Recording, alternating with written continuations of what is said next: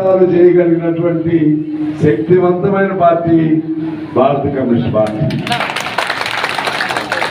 నేను మీకు గుర్తు చేయాలి, 100 ఏళ్ళు అయిన తర్వాత ఎవరు బతికుంటారు, ఎవరో ఒకరితో బతికుంటారు, అవునా కదా?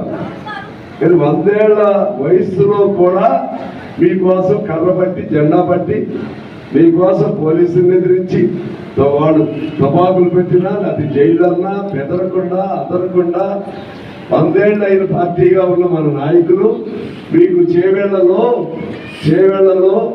ఇళ్ల స్థలాలు పోరాటం చేసి విజయవంతం అయ్యారంటే అది కమ్యూనిస్ట్ పార్టీకే సాధ్యం. ఈ భారతదేశంలో మన పార్టీతో పాటు అనేక పార్టీలు పుట్టాయి, పుట్టిన పార్టీలన్నీ పోయాయి, ఇట్టాయి. చాలా పార్టీలు, టీడీపీ తెలుసుగా మీకు ఏమైపోయింది? ఇప్పుడు టీడీపీ, జనతా పార్టీ ఏమైంది, జనతాదళ్ ఏమైంది, అలాగే ప్రజా రాజ్యం ఏమైంది, ఇంకా పాత పార్టీల పేర్లు మీకు చెప్తే తెలవు.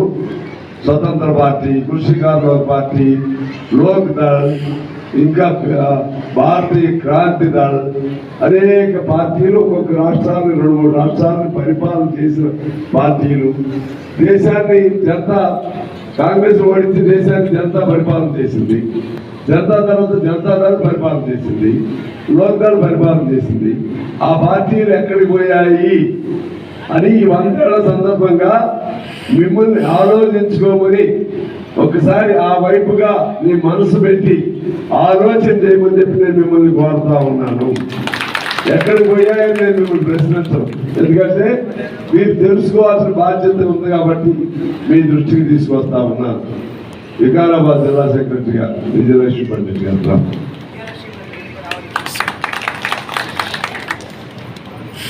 ఎందుకు పోయాయి ఆ పార్టీ? మనం ఎప్పుడు అధికారంలో లేవు. కూర్చోండి, बैठ जाए अम्मा।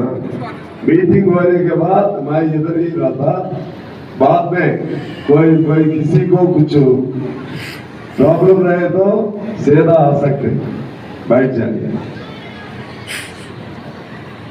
నేను మీ అందరికీ గుర్తు చేయాలి, కమ్యూనిస్ట్ పార్టీకి ఆ పార్టీలకు ఉన్న తేడా ఏంటంటే ఆ పార్టీలు